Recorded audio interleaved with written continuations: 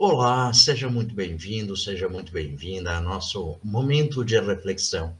Neste momento em que a gente se liga ao nosso divino interior e também a Deus. Seja então muito bem-vindo a este nosso momento de oração, de reflexão, de meditação e de fé.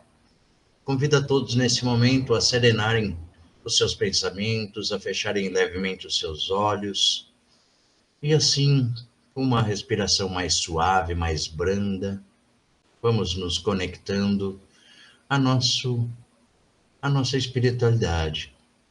Vamos pensando em Jesus, vamos nos conectar com o nosso mentor, com nossa mentora, com os anjos guardiões e a todos esses espíritos amigos que nos acompanham na jornada desta vida para este momento. E assim conectados, solicitamos a Deus Pai, nosso Criador, as suas bênçãos e as suas dádivas para a noite desta reflexão, neste momento de paz, de amor e de congregação. Querido Deus, lhe peço, neste momento, que abençoe o nosso lar, para que todo o amor, a paz, a serenidade, a gratidão e as vitórias possam se fazer presentes em nossos ambientes. Queremos também, neste momento, agradecer por toda a semana que tivemos, por todo este momento de crescimento, de lutas, de dificuldades, mas também de conquistas e de realizações. Gratidão, Pai, por todo este momento, todas as convivências e por tudo aquilo que tivemos, com todas as pessoas que estivemos em todos os momentos. Obrigado, Pai. Muito obrigado, Pai. Aos caravaneiros do amor que aqui se encontram em nossos lares, que eles possam também fazer a devida limpeza de todos os miasmas, formas, pensamento e de tudo aquilo que nós agregamos ao nosso lar através das nossas palavras e das nossas ações. E através dos nossos pensamentos atraímos para até aqui alguns irmãos ou irmãs que se afinizaram conosco. Que eles também possam ser encaminhados para algum posto de socorro e lá receberem todo o amparo e o acolhimento que precisam e que merecem. Sendo assim, Pai, lhe rendemos graça e lhe agradecemos pela oportunidade desta noite. Obrigado por tudo, Pai, que assim seja. Do capítulo 4, ninguém poderá ver o reino de Deus se não nascer de novo. A reencarnação fortalece os laços de família, ao passo que a unicidade da existência os rompe. Os laços de família, item 18.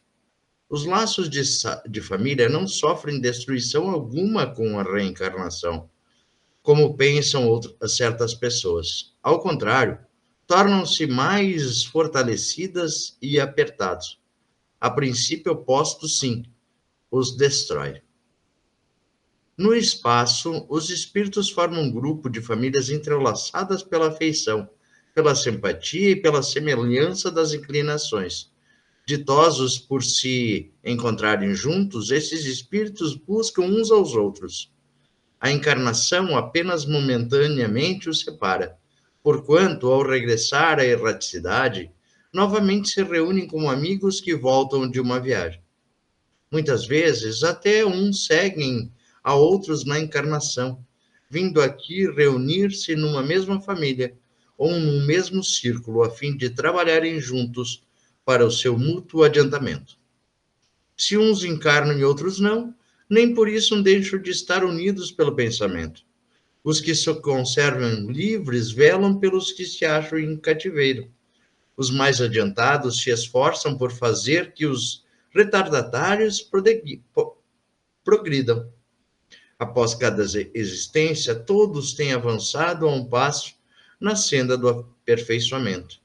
Cada vez menos presos à matéria, mais viva se lhe torna a afeição recíproca, pela razão mesma de que, mais depurada, não tem a perturbá-la o egoísmo, nem as sombras das paixões.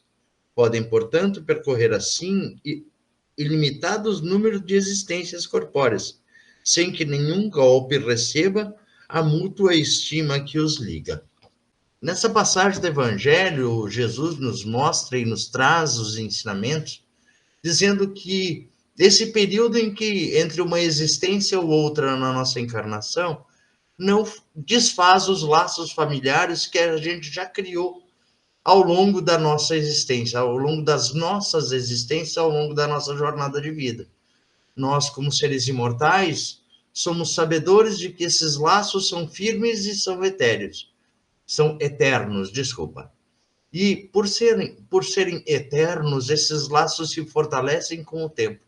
Independente se ora estamos na erraticidade ou ora estamos aqui na vida corpórea. Se existe o laço de amizade, se existe o laço de amor e de companheirismo, mesmo que possa se parecer distante entre esse convívio possa se parecer distante, mesmo assim esses laços familiares se encontram fortalecidos e unidos numa só. Seguindo adiante, então, no nosso livro Jesus no Lar, capítulo 49, a jornada redentora. Aberta a doce conversação da noite em torno da Boa Nova, a esposa de Zebedeu perguntou reverente, dirigindo-se a Jesus: Senhor, como se verificará a nossa jornada para o reino divino? O Cristo pareceu meditar alguns momentos e explanou: Num vale de longínquo país, alguns judeus cegos de nascença habituaram-se à treva e à miséria em que viviam, e muitos anos permaneciam na furna em que jaziam mergulhados. Quando o iluminado irmão de raça por lá passou e falou-lhes da beleza do Monte Sião, em Jerusalém, onde o povo escolhido adora o Supremo Pai. Ao ouvirem a narrativa, todos os cegos experimentaram grande comoção e lastimaram a impossibilidade em que se mantinham. O vidente amigo, porém, esclareceu-lhe que a situação não era irremediável. Se tivessem coragem de aplicar a si mesmo determinada disciplina, com abstinência de vários prazeres da natureza inferior, a que se haviam acostumado nas trevas, poderiam recobrar o contato com a luz, avançando na direção da Cidade Santa. A maioria dos ouvintes recebeu a sugestão com manifesta ironia, assegurando que os progenitores e outros antepassados haviam sido igualmente cegos e que se lhes afigurava impossível a reabilitação dos órgãos visuais. Um deles, porém, moço corajoso e sereno, acreditou ao método aconselhado e aplicou-o.